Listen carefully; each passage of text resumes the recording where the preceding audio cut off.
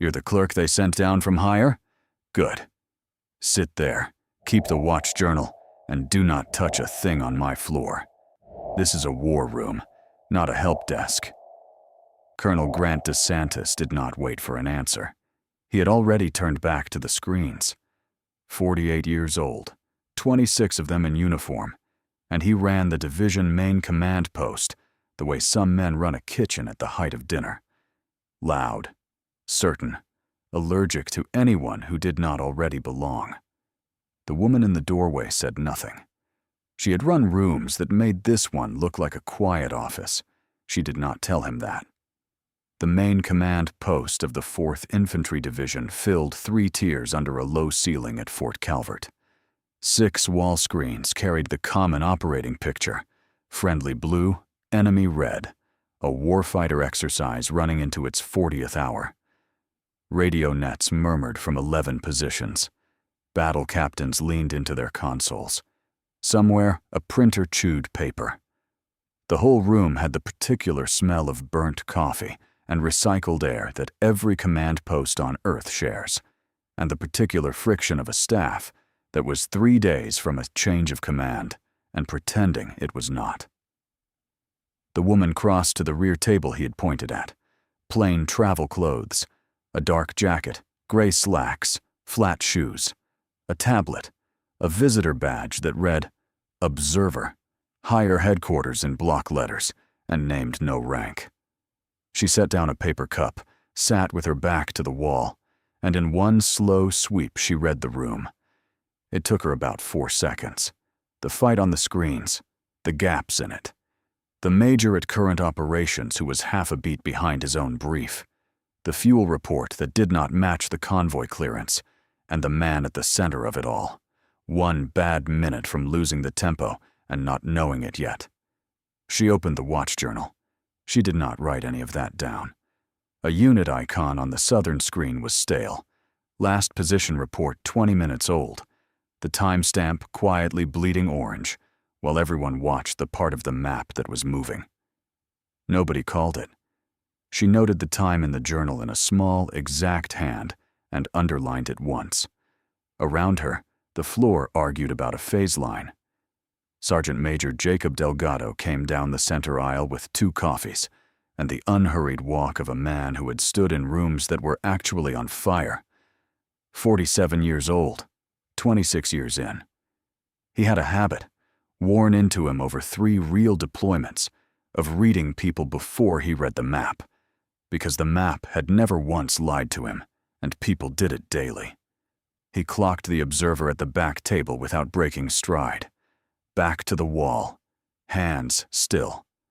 Eyes moving, not nervous, not lost, just moving, the way a gunner's eyes move across a tree line. She was not watching the exercise the way a clerk watches a thing she does not understand. She was watching it the way a commander watches a thing she could fix. Delgado had seen that exact stillness twice in his career. Both times, it had belonged to someone who had lost people in a room like this one and had decided, quietly and permanently, never to lose anyone that way again. He filed it. He said nothing. Not yet. On the southern screen, the stale icon finally jumped.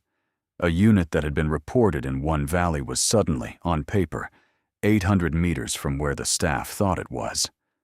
A captain swore. DeSantis barked a correction and blamed the brigade. The floor scrambled to catch up to a truth that had been sitting orange on the wall for 20 minutes. The observer had logged the time it went stale. She had logged the time it corrected. She closed the cover of the watch journal and laid her pen across it, parallel to the edge, square. Clerk, DeSantis called over his shoulder, not looking. You getting all this down? Good. That's the job. Stay in it. Yes, Colonel, she said. 2 words. He had already stopped listening. Delgado, 3 feet away, had not. He had heard the flatness in them. Not meek, not stung, just level. The voice of someone who had said yes to far worse men in far worse rooms and outlived all of them.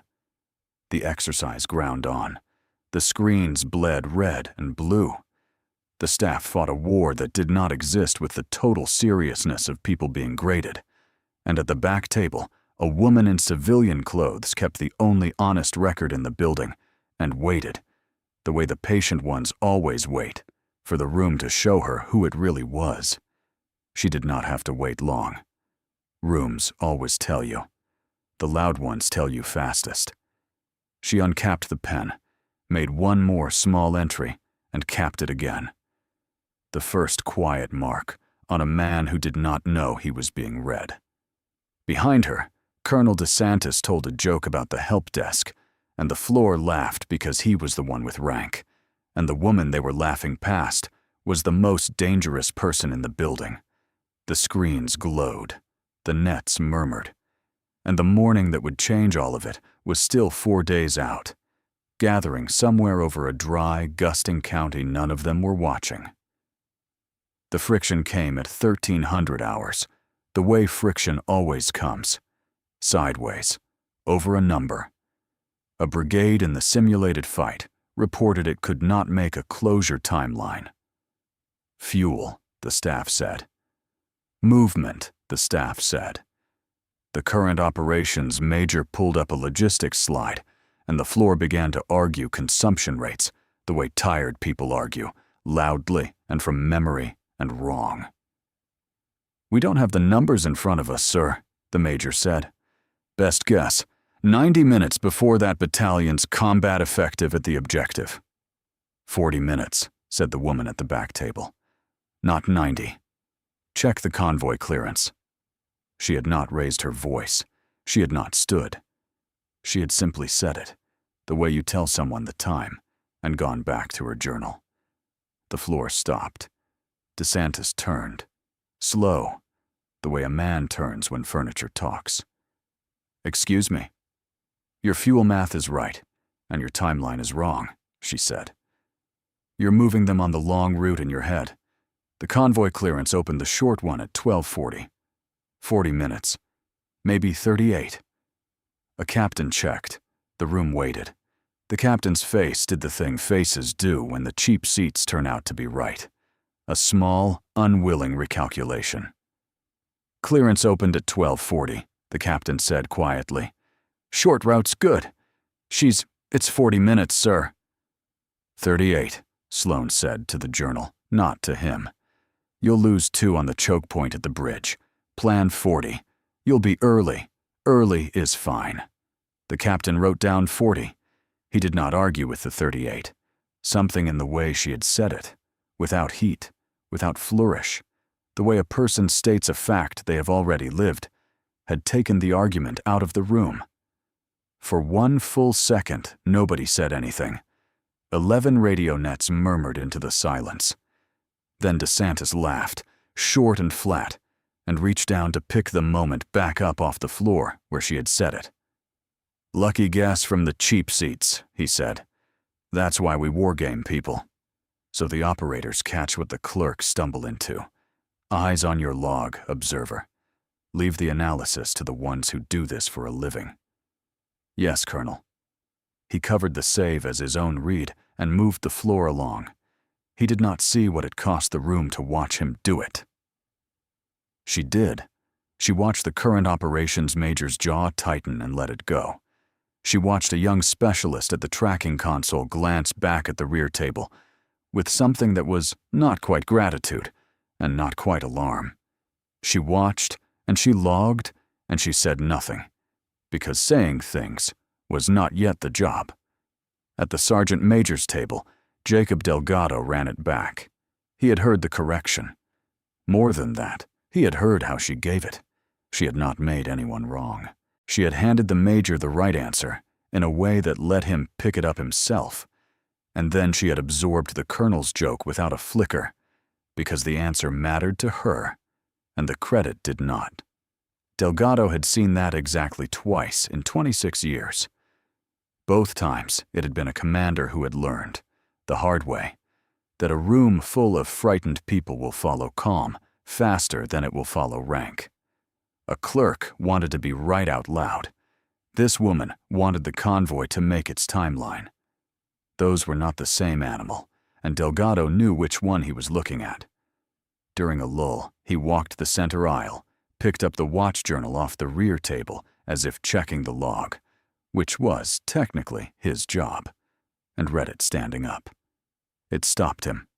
The entries were clean, better than clean.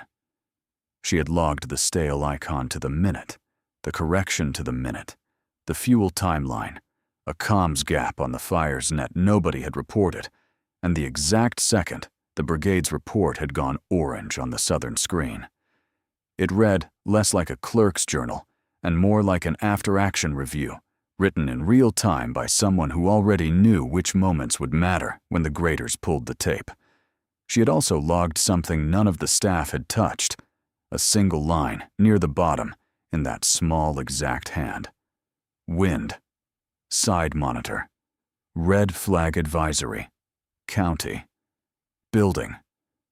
Delgado glanced at the small civilian feed monitor bolted to the side wall, the one nobody on a simulated fight ever looked at. A weather banner crawled across it. Dry, gusting. A red flag warning for the county that held the post, the family housing, and the town past the gate. He set the journal down exactly where it had been, pinned square across the cover, the way she had left it. "Sergeant Major," DeSantis called. "We need you on the floor, not babysitting the log." "On it, sir," Delgado said. He went, but he carried the line with him, wind, building, and the cold, certain knowledge that the cleanest mind in the division, main command post, belonged to the one person on the floor that the colonel had decided, on sight, did not count. By the second full day of the exercise, the floor had a joke, and the joke was her. It started where those things always start, at the top. DeSantis set the tone. "Ask the clerk," he'd say when a question was beneath him, and the junior staff learned the tune the way junior staff always do, by ear and fast. A chair drifted away from the analyst bench, so she had to pull her own. A captain asked her, grinning, whether the watch journal needed anyone to sharpen her pencils. The floor laughed. Rank laughs first and everyone follows. Victoria Sloan read the room the way she read the map. Who was afraid? Who was decent and quiet about it? Who was just following the loudest man because following the loudest man had always been safe? She did not take it personally. Taking it personally was a luxury for people who had never watched the cost of a room that followed the wrong voice. She had watched that cost. She carried it in a worn green notebook she had not opened on this floor. Then she saw the thing that was not a joke.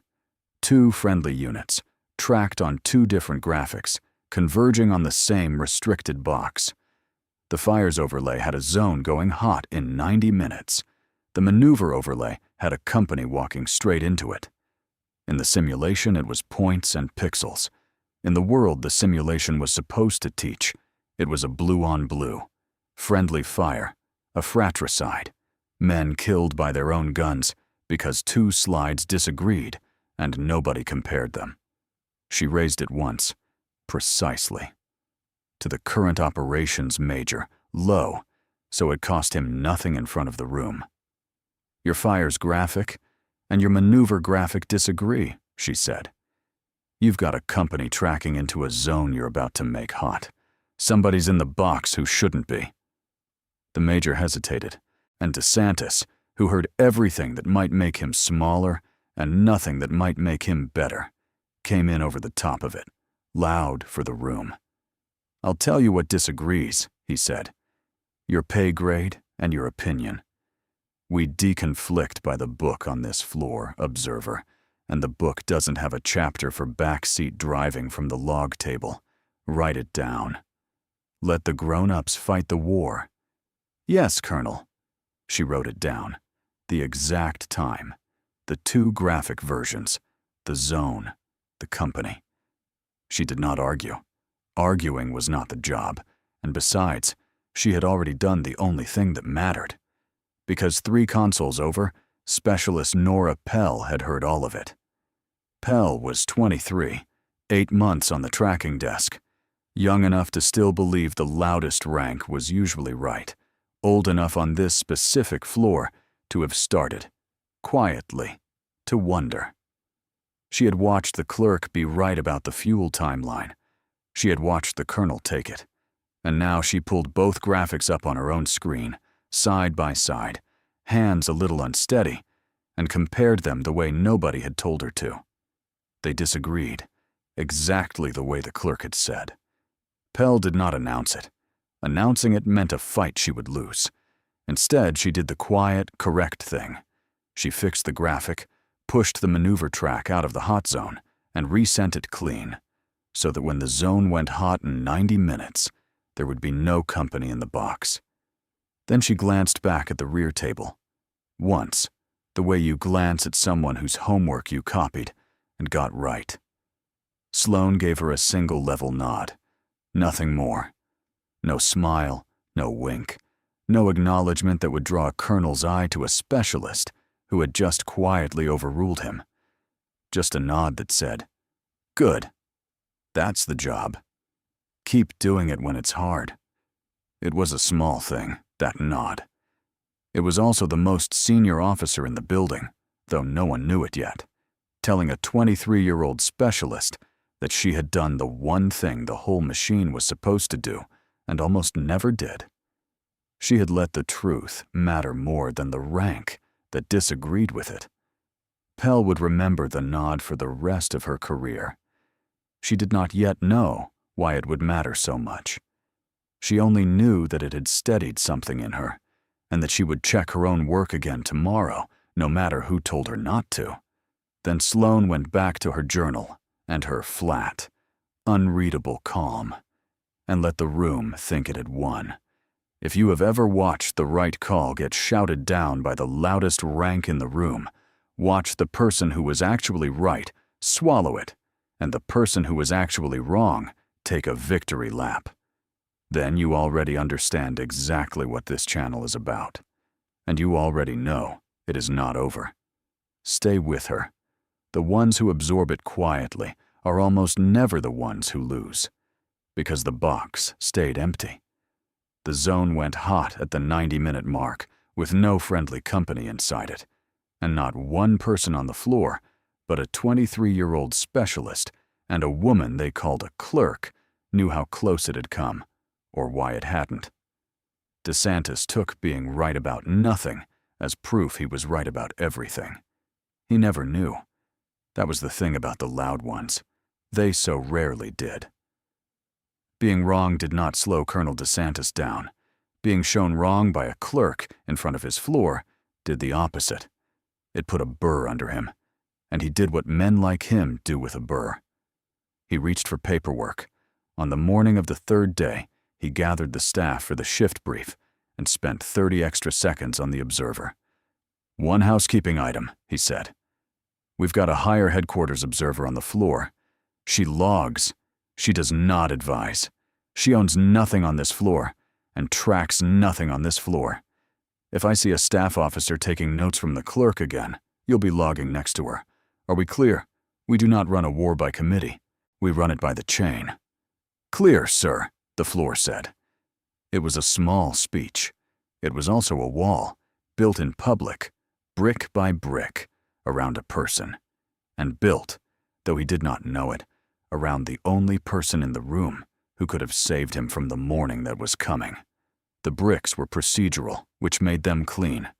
Her observer badge got recoded that afternoon to escort required, which meant that to do the very task he had assigned her, to log the watch, she now had to wait at the secure door for someone junior to badge her through. She waited without comment. A specialist walked her in, embarrassed, mumbling an apology. She told him it was not his to apologize for. No one laid a hand on her. No one had to. The indignity was entirely on paper, and paper in a headquarters is the sharpest weapon there is. There was a particular cruelty in the smallness of it. He had not raised his voice. He had not laid a finger on her. He had simply built a fence out of regulations, a badge code, a shift brief line, a routing rule. and a fence like that cannot be argued with, because it is made of the same rules that hold the whole building up. She had seen the trick before in better men and worse. The ones who could not win on competence always discovered, sooner or later, that the manual was a weapon if you held it by the right end. She let him hold it. She had learned long ago that a fence built to keep you out of a thing is also a fence that keeps the builder from seeing you coming. She took the back table. She logged.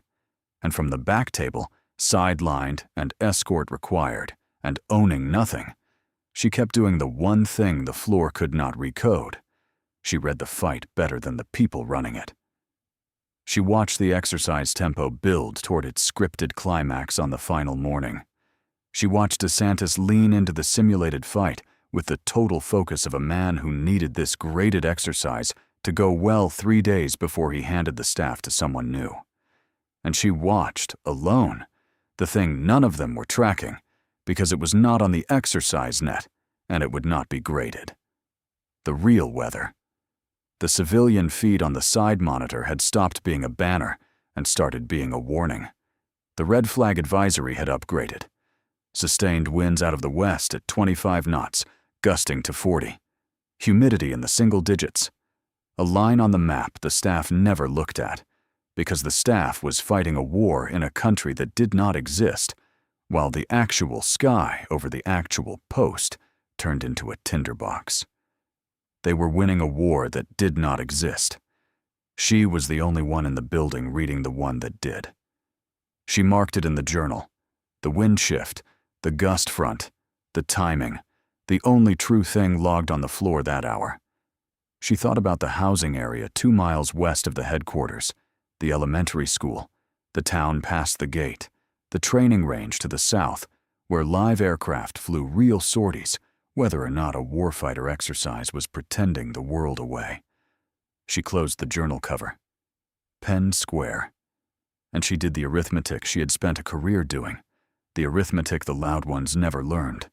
Not how to win the fight you were told to fight, but how to see the fight that was actually coming. It was coming. She could feel the shape of it the way old operators feel weather in a bad knee. Tomorrow. Early. While the floor was heads down on a fake war, and the wind did what the wind does. She did not warn DeSantis. He had built a wall that said she owned nothing and tracked nothing, and a wall like that keeps things out in exactly the direction the builder least expects. So she logged it, and she waited. And somewhere, under the flat calm, she let herself feel the one thing she never showed a room. The cold, familiar tightening of a person who has been here before, in a different war room, on a worse night, and knows what it costs when the man in charge cannot tell the difference between the war on the screen and the war at the wire. Sergeant Major Delgado found her at the back table after the night shift turned over, when the floor was at its emptiest and the screens had gone to the low blue of a war sleeping. He did not interrogate her. 26 years had taught him that you do not pull a thread like this. You offer the spool and see if it's taken. He set a fresh coffee down in front of her, the good kind from the senior NCO pot, not the burnt floor coffee, and he stood for a second before he said anything at all. "I've stood in 3 real ones, ma'am," he said. 2 that went bad. You read a floor like somebody who's lost people on one. I'm not going to ask you anything. I'll just leave it there. She looked at him then, really looked, the first time she had given anyone on the floor her full attention. "Good policy, Sergeant Major," she said. That was all. But it was a great deal. He had told her he knew, and she had told him. She knew he knew. And neither of them had said a single thing the colonel could have used. It was the most honest conversation that had happened in that room in 3 days, and it lasted 9 seconds. Delgado nodded, once, and moved off before it became a thing the cameras over the door could wonder about. He found Specialist Pell at the tracking console on her way to chow. "Pell. Sergeant Major. That graphic, day before yesterday. The fires box. You fixed it." It was not a question. Her face did something complicated. Yes, Sergeant Major. The numbers didn't match. I checked them myself. You checked them yourself, Delgado repeated. Against a colonel who told you not to. Against an observer everybody's been laughing at. He let it sit. You were right. The box was empty when it went hot. You know why? Because I moved the track. Because you trusted your own check over the loudest voice in the room, he said. That's the whole job, Specialist. That's the entire job, from private to general. Rank is not the same thing as being right. Some people learn that early and get good. Some people never learn it at all and get loud. He picked up his cover. Keep checking your own work. Keep trusting it. And when somebody calm tells you something true on a bad day, you listen, no matter what's on their chest. Or what isn't. Pell stood very straight. Yes, Sergeant Major. Go eat. Delgado walked back onto the floor and looked at the screens, and then at the colonel pacing in front of them, and then at the side monitor where the wind warning crawled red across the bottom, ignored. And the watcher did the math that the watcher always does, the math that frames everything that comes after. If she was who he thought she was, and he had been right about people for 26 years, then the most useful thing on this floor was being treated like furniture, and the man in charge was running hard toward an edge he could not see, with a graded exercise in one hand and his own certainty in the other. The smart move, Delgado thought, would be for the colonel to walk himself back from that edge before he hit it. But the loud ones never do. That was the whole sad shape of it. They run at the edge faster, because the edge looks like the only thing left that might prove them as big as they sound. He looked once more at the woman logging a war that nobody else in the building could see, and he found himself wanting, badly, to know who she had been before she walked through that door. Because whoever she was, the colonel had spent 3 days insulting her, and the bill for that was going to come due, and Delgado did not think it was going to be quiet. You were about to find out who she was, long before she ever walked into this room, and once you know, you will not be able to watch the colonel the same way again. Subscribe and stay with it. This is the part of the story that earns everything that comes after. Her transient quarters at 2300 hours held almost nothing. A made bunk, a duffel she had barely opened, and on the small desk, 3 things she had carried for 15 years. A worn green notebook, a single dull challenge coin, and a photograph, folded soft at the creases, of a young soldier grinning under a radio handset with the sun behind him. This is the only place in the story where we go inside her, because it is the only place she ever let anyone in. Not the floor. Us. She had logged a war for a man who called her a clerk, and the last time she had run a room like his, the room had been on fire, the radios had been screaming, and the man who was supposed to be in charge was already dead. 2011, Eastern Afghanistan, a combat outpost the size of a soccer field, clinging to the side of a valley, ringed with wire and sandbags, and the kind of dark that has weight. Major Victoria Sloan was 37 years old, and the battalion operations officer, the S3, visiting the outpost to walk the ground before an operation. She was supposed to be a passenger that night. The enemy did not check the manifest. The first mortars came at 0400. Then the machine guns from 3 sides at once, a complex attack, coordinated, close. The opening salvo killed the company commander, Captain Neil Garber, in the first 90 seconds, in the doorway of the Tactical Operations Center, and the company net dissolved into the particular sound that haunts every operations officer alive. The sound of frightened men all keying their radios at once so that no one can talk and everyone is screaming. Sloan took the handset. She did not remember deciding to. She remembered the weight of it, the plastic warm from Garber's hand, and she remembered making her voice flat, flatter than she felt, flat as still water, because she had learned somewhere that a room full of terror will follow calm before it follows rank, and calm was the only thing she had enough of. Every station. "This is Warden," she said, and the call sign was something she made up in that second and kept for the rest of her life. "I have the fight. Listen to my voice and nobody else." For 2 hours she ran it. She brought fire's danger close, walking high-explosive rounds into within 200 meters of her own wire, because the alternative was the wire being overrun. She talked in attack aviation in the dark, deconflicting the gun runs by voice, by feel, by the map in her head. She held a perimeter she could not see by being the one steady thing on a net full of dying men. And it cost. It always costs. Private First Class Andre Boone, her radio operator, 19 years old, the grinning boy in the folded photograph, was killed at her shoulder in the second hour by a round that should have found her instead. She kept transmitting on his radio. She had to. Stopping meant more dead than him. She has never fully forgiven herself for how steady her voice stayed in the minutes after, and she has never once believed she had a choice. At first light, when the valley went quiet and the gunships owned the sky, she carried Specialist Quincy Lott 400 meters to the aid station, with his blood soaking through her uniform, because the litter teams were overwhelmed and he was breathing, and she could carry. Lott lived. He has 3 children now. He sends her a message every year on the anniversary, and she answers every one, and she has never told him what it cost her to set him down at the aid station and walk back to the radio. They gave her the Silver Star for that morning.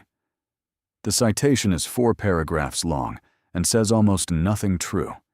It used words like gallantry and intrepidity, clean words, ceremony words, and none of them held the weight of a 19-year-old's blood on a radio handset or the particular silence of a valley at first light when the shooting finally stops and you start counting. The truth was the call sign. Warden, the one who holds the gate. She had been a major then, 37 years old, and she had understood for the first time that command was not the chair or the rank or the loud voice. Command was the willingness to be the calm one when calm cost everything you had. She had carried that understanding through 15 years and 4 promotions, all the way to a back table in a war room where a colonel called her a clerk, and never once guessed that the quietest person in his building was the only one who had ever actually held a gate. In the quarters at Fort Calvert, 15 years later, the woman who held the gate looked at her phone. The red flag warning had upgraded again. Sustained winds, gusting higher by dawn. Extreme. She set the coin on the green notebook. She looked at Boone's photograph once, the way you touch a bruise to see if it still hurts. And it did, the way it always would. "Not on my floor," she said aloud, to no one in the dark. She did not sleep. She had been here before, on a worse night, and she knew the shape of what the morning was going to ask of her. It was going to ask the same thing the outpost had asked, and she already knew her answer. She had known it for 15 years. The final morning of the exercise broke dry and hard, the wind already up, and at 0710 the real war walked into the room the fake one was fighting. It came as 2 calls, almost on top of each other. Range control, voice tight. An observation aircraft was down on the southern training range. A small one, 2 crew, injured, hard landing in scrub that was already starting to burn. And base operations, a beat behind. A wildland fire, wind-driven, west to east, jumping a containment line and running toward the post's family housing and the town past the gate. The floor had everything it needed to answer. Aircraft, comms, the authority to move. Medevac on standby, a path to the firefighting aircraft inbound from the state, an evacuation plan that lived in a binder 6 feet from the colonel. And the floor did not move, because the floor was locked onto a war that did not exist, and the man who owned the floor would not let go of it. "We do not break a warfighter for a brush fire," DeSantis said. His voice was loud and certain, and exactly wrong. "Range Control owns the downed aircraft. Base Ops owns the fire. We stay on the problem set. We are being graded, people. Eyes front." On the Range Control net, a young controller's voice climbed half an octave. He had 2 injured crew on the ground, fire in the scrub 100 meters from the wreck, and a medevac asking him for a deconfliction he did not have the authority to give. On the base operations line, a watch officer was reading wind speeds off a screen and asking, twice, whether the housing area evacuation order had been signed, and getting no answer, because the only people with the picture and the authority to fuse it were standing in this room arguing about a war that was not real. The pieces were all on the table. 2 injured aircrew, 3 firefighting aircraft inbound, and a medevac aloft, all converging on one patch of sky over one burning range. A school, a housing area, a town, and a wall of fire doing 35 knots toward them with the wind at its back. Everything needed to fix it was in this room. The only missing piece was a person willing to stop fighting the imaginary war long enough to see the real one. Victoria Sloan stood up. She had not stood in 4 days. She crossed to the current operations huddle, unhurried, and she laid the real problem out in 4 sentences, flat as still water. "You have a medevac and 3 firefighting aircraft about to want the same airspace over the same range, with no one deconflicting them," she said. "You have an evacuation route for the housing area that the fire cuts in about 20 minutes. You have 2 injured aircrew in burning scrub and a window to reach them measured in single digits. And you have everything you need to fix all of it in this room, right now." The floor went silent. 11 nets murmured into it. And Colonel DeSantis, humiliated to be corrected by the clerk in front of the staff he was about to hand off, made the worst decision of his career. "Specialist Pell," he said, not looking at Sloan. "Walk the observer off my floor. Now. She does not belong here, and I will not have my final exercise hijacked by a—" He never finished it. Because Victoria Sloan smiled at him. It was the first expression she had shown in 4 days. Small, certain, almost kind. It was the smile of a person who has just been handed, by an arrogant man, the exact and total permission she needed. And who knows, with 15 years of certainty, precisely what she is about to do with it. Specialist Pell did not move. She stood frozen between an order that sounded lawful and a gut that was screaming, and she looked, for 1/2 second, at the woman she had learned to trust over the colonel's volume. Sergeant Major Jacob Delgado stepped to the center of the floor, and the room tipped, everyone on it feeling the floor move under them without yet understanding why, the way you feel a train start before you see the platform slide. Sloan did not walk toward the door. She walked toward the command chair. Victoria Sloan took the floor the way she had taken the handset in 2011, by being the calmest object in a room full of motion. "Battle Captain," she said. "Give me the medevac on Freck 2. Firefighting aircraft deconflict above 3,000 feet. Medevac low and east. Nobody crosses the range center line without my call. Move the housing area gate now. We are not waiting for the fire to vote. Get me range control on a hard line. Pell, plot the fire's leading edge against the evacuation route and give me minutes, not adjectives." The orders were clean, fast, and exactly right. And the floor did the thing floors do when someone finally gives them tempo to instead of volume. It followed. Not because of rank. No one had seen any rank. But because every person in that room had been waiting, for 3 days, for one calm voice to listen to. And here it was. Pell's hands flew. "Edge hits the evac route in 11 minutes, ma'am. Housing's got maybe 20 before the gate's no good." Then we move now. And we have 9 minutes to spare, Sloan said. Battle Captain, evacuation order to the housing area, my authority.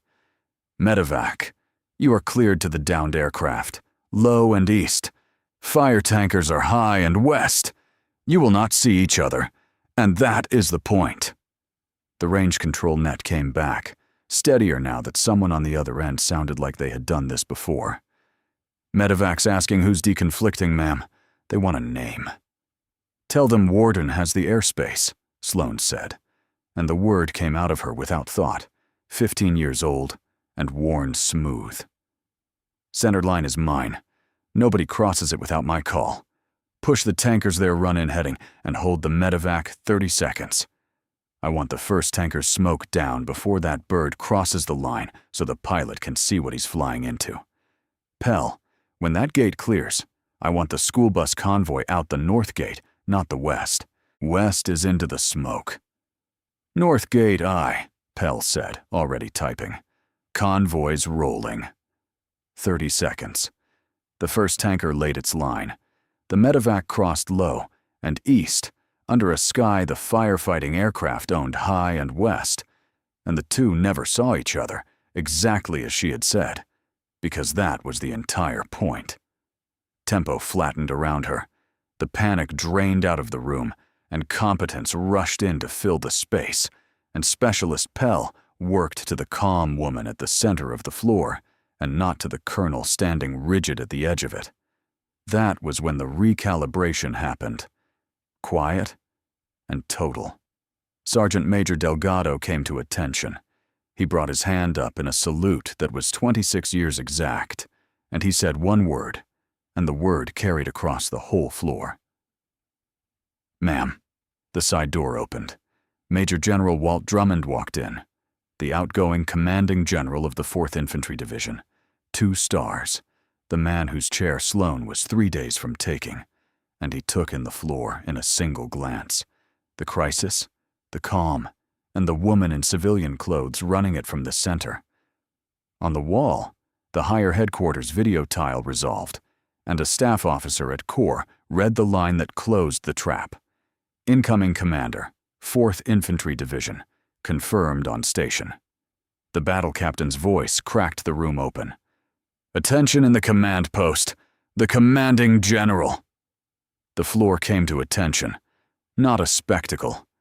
Not a theatrical wave of salutes on a shouted call sign. Just a room of soldiers standing up straight. Fast and clean for the general who had been logging their watch journal for 3 days. Major General Drummond looked at her and almost smiled. General Sloan, he said, looks like the division's yours a few days early. Carry on. And Colonel Grant DeSantis' face did the whole terrible arithmetic at once. Confusion first. Why was the room standing for the clerk? Why was the sergeant major saluting the observer? Then disbelief, as the video tile and the 2-star and the name all landed in the same half-second and refused to be anything but true. Then recognition, slow and sick. The observer had never been an observer. Then horror, pure and total, as 4 days of his own words played back in his head all at once. Clerk, help desk, owns nothing, walk her off my floor. Every one of them said to the woman who now commanded him, the woman who was, at this moment, calmly saving the exercise he had refused to break, and the town he had refused to see. He came to attention last, and slowest, the only man on the floor still catching up to a truth that a sergeant major had read on the first day, off nothing but the way she sat with her back to the wall and her eyes moving. Sloan did not look at him. She did not raise her voice. She returned Drummond's courtesy with a nod, returned Delgado's salute, and turned back to the screens where 2 injured aircrew were waiting in burning scrub, and a town was emptying ahead of a wall of fire. Carry on, she said to the floor. We have people on that range. Let's go get them. And she left Colonel DeSantis standing at attention behind her, behind the woman he had called a clerk, while the war room he thought he owned bent itself, fast and grateful, to the quiet voice it should have been listening to all along. The fight she actually cared about, she won in the next 90 minutes. The medevac reached the downed aircrew at 0731, low and east exactly as she had called it, and lifted both injured crew members out of the burning scrub before the fire reached the wreck. The firefighting aircraft worked high and west, deconflicted to the second, and laid their lines across the leading edge of the fire short of the housing area. The evacuation gate moved 9 minutes before the fire would have cut the route, and the family housing emptied clean. No injuries, no one trapped. A school bus convoy rolling out the north gate, while the sky went orange behind it. The floor that had laughed at a clerk ran a real, no-notice, life-or-death mission flawlessly, because for 90 minutes, it finally had what it had been missing for 3 days. Someone who knew the difference between the war on the screen and the war at the wire. She never raised her voice once. She asked for minutes instead of adjectives, names instead of opinions, and one decision at a time. And the floor gave them to her because she had given it the only thing it had truly needed, a reason to be calm. The school buses cleared the north gate at 0744. The last family was out of the housing area at 0751, with 4 minutes to spare on a window she had bought them by moving 9 minutes early. By 0900 the fire was checked short of the first house. The aircrew were in surgery and stable, and the exercise, the fake war, the graded one, was formally terminated. No one cared about the grade anymore. The grade had stopped mattering the moment the real thing walked in. Then came the reckoning. And this is where Victoria Sloan did the thing the loud ones never expect. She did not destroy him. She took Colonel DeSantis aside, alone, no audience, into the small briefing room off the floor. There was no crime to charge. He had been arrogant, not criminal. Wrong, not corrupt. There would be no court-martial, no investigation, no career-ending memorandum sliding into a file. She had watched enough good people get fed to the machine to know that the machine was not the same thing as justice, and she did not reach for it. She told him the truth instead, quietly and exactly, which was worse and better than any of it. "I'm not going to end you, Colonel," she said. "You ran 4 days by who wore rank, and you never once listened to the person doing the work. This morning, that habit nearly cost 2 aircrew and a housing area. That's the lesson. You don't get to outrun it." She let it sit. "I'm keeping you as my G3, on one condition, that you learn the difference between authority and being right. Earn the floor back or leave on your own. Your call. But you will know, every day, exactly what you almost did with it." He had no paragraph for that. For the first time in 4 days, Colonel DeSantis had nothing to say. He said, "Yes, ma'am." And it was the most honest thing he had said since she walked through the door. Then she found Specialist Nora Pell, and she named her by name in front of the sergeant major. "You were right on day 3, and you fixed it without making it a fight," Sloan said. "You trusted your own check over a colonel's volume. That is the whole job, Specialist. From private to general, that is the entire job." "Sergeant Major, I want her on a battle NCO leadership track. That's an order I'm going to enjoy signing." The most dangerous person in a room is almost never the loudest one. If watching the quiet one finally take the chair landed for you, if you have ever been the one logging the watch while the loud man took the credit, then you already know why this channel exists, and the comments and the subscribe button are exactly how it keeps telling these stories. Drop a line. Stay for the next one. The war room emptied. The screens dimmed to that low sleeping blue. And Victoria Sloan, Major General, United States Army, sat down in the command chair for the first watch under her command and pulled the watch journal across the desk, the clerk's journal, the one DeSantis had handed her on a Monday as an insult, and she opened it to a clean page and logged the first entry herself.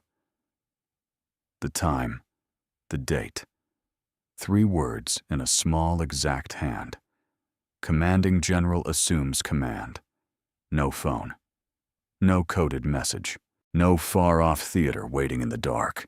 Just a woman, a journal, and a quiet room that finally knew who she was.